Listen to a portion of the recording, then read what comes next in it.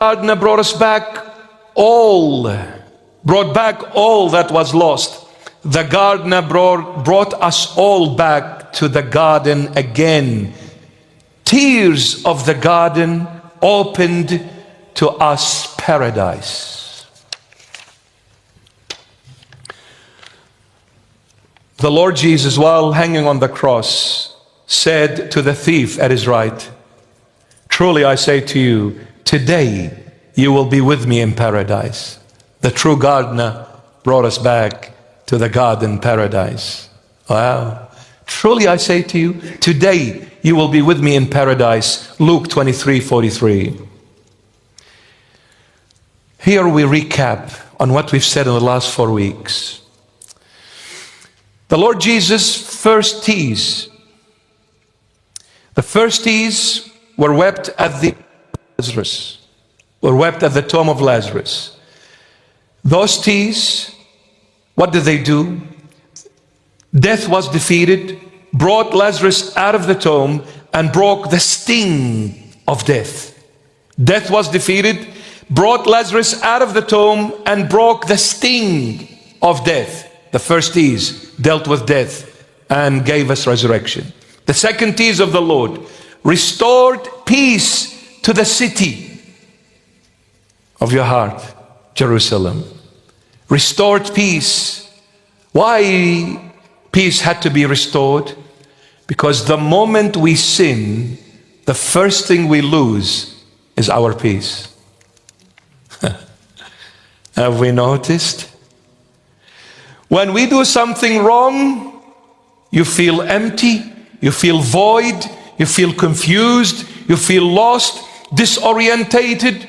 You don't know what you're doing. You don't know who you are. You don't know where you are. You don't know where to start or where to end. It is an absolute mess. Why? Because peace is lost through sin. And that peace Christ came to bestow in your heart. That's Jerusalem, the city of peace. So the second tears of the Lord were to bring that peace once again to our hearts and live in harmony with the Lord. No more enemies. We are in peace now. No more fighting you, Lord. No more arguing with you, Lord. No more being disobedient to you, Lord. When the Lord called me to the church, I went to the club. I was fighting him. I was going against him. The Lord says pray, and I didn't. The Lord says fast, and I didn't. The Lord says come to the light, and I went to darkness. The Lord says come to the church, and I went to the club. The Lord says come to me, I, Jesus Christ, and I chose Satan, not Christ. We were in a battle. We were fighting one another until he cried and wept over the heart that was conquered by sin and lost its peace. The tears of Christ reinstated that peace. The moment that peace entered my heart, I said, what have I done? Why did I do all that? I was so blind. I was so lost, yet I thought I was doing everything right. But until Christ wakes you up, you'll never realize what you're doing. Do not be shocked for the world to act so evil, yet they think they're doing good. Do not be shocked because they're blind. There is no peace in the world because the one who rules the world is Satan. Satan has no peace in him. Where are you going to get peace if there is no source for that peace? The only source of peace is Jesus Christ of Nazareth, who is God and the only true living God, my beloveds.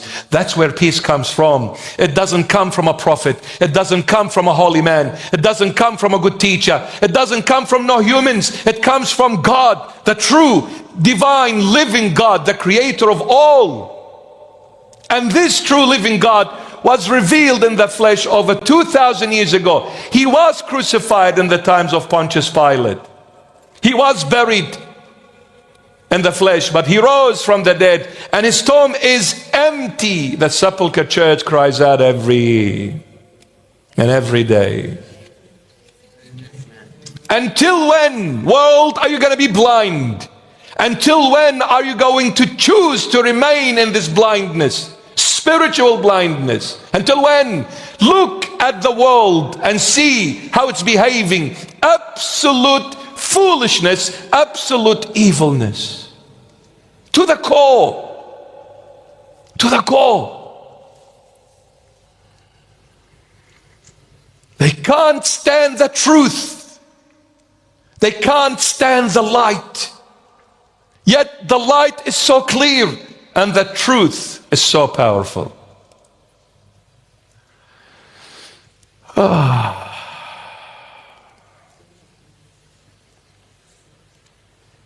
The world is sick, and there is only one healer that can heal this sick world. His name is Jesus Christ of Nazareth. All glory to his holy and mighty name, the crown of our glory. Jesus lives forever. Don't ever sell your Lord. Don't ever walk away from your Lord. And by the way, Jesus Christ is not a Christian. Jesus Christ is not Catholic, is not Orthodox, is not Protestant. Jesus Christ is God revealed in the flesh. He wants you. Don't go and say, Lord, I'm this and I'm that. He says, hang on, I created you. Are you going to tell me who you are? I made you. But when I made you, I wanted one thing from you. I want your heart. Proverbs 23:26. My son, give me your heart. Give me Jerusalem, and I'll turn it into a city of peace. Where everything outside is in turmoil. Everything is lit up in fire. But inside there is calmness and tranquility, serenity. Because when the King of Peace dwells in this heart, everything is cool, brother. What problem? Oh, the doctor said you're going to die in 1 week. Hallelujah. The death became that vehicle that's going to fly me to my beloved. And I'm going to see him face to face, no more in a maze, no more in a mirror, no more. I'll see him face to face every single moment. Now I am begging to see him for a split second, and I'm not even getting it, not even in a dream, not even in any sign. So hard, but there and then I will see him every moment before me, fully revealed. So hallelujah to death. What are you afraid of? If I live, I live for the Lord. And if I die for the Lord. If I live and die, I am all for the Lord. I am all. Fear nothing. And when you go home, I'll give you this verse. Read it all. Joshua, Old Testament, the book of Joshua, chapter 1, verse 9. Take this is from the Lord to all of you. Read it tonight. Joshua 1:9. And say, Lord, this is your voice for me. Fear nothing. Only fear the Lord. The second T is restored peace to this city. The heart is restored. When the Lord visited us and we responded to that visit, when we acknowledged that visit, when we accepted that visit. The Lord visits you every single day, but how busy are you for him? You've missed the knock, you've missed the voice, you've missed the calling, because we are too busy for the Lord Jesus. Don't let the moment of visitation pass you by. Accept it, hear his voice, and run and open the door. When you open the door, peace will be restored in this heart.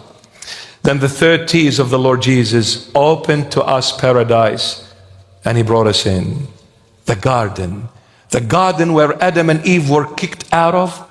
The true gardener came into the garden of Gethsemane, and he was pressed there on the cross and brought Adam and Eve and all of his children who believed in the true gardener, Jesus Christ of Nazareth, brought them all back to the garden where they were kicked out of in the very beginning.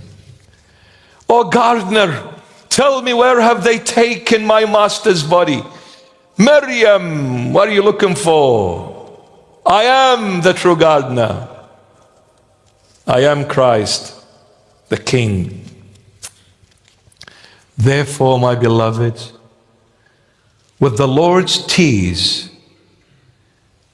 let us hold them in the palm of our hands and approach God the Father and say, Father, Heavenly Father, with the tears of your beloved Son, our Lord and Savior Jesus Christ, we come to you seeking your love, seeking you and the kingdom to be our home.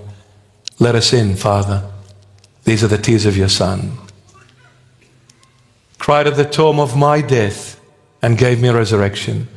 Cried at the city that lost peace and brought me back into that peace once again. And cried in the garden of Gethsemane, your Son was squashed there and gave me paradise. With these tears, I'm coming to you, Heavenly Father. Let me in. I want to be with you and live with you forever. In Jesus' mighty name, amen.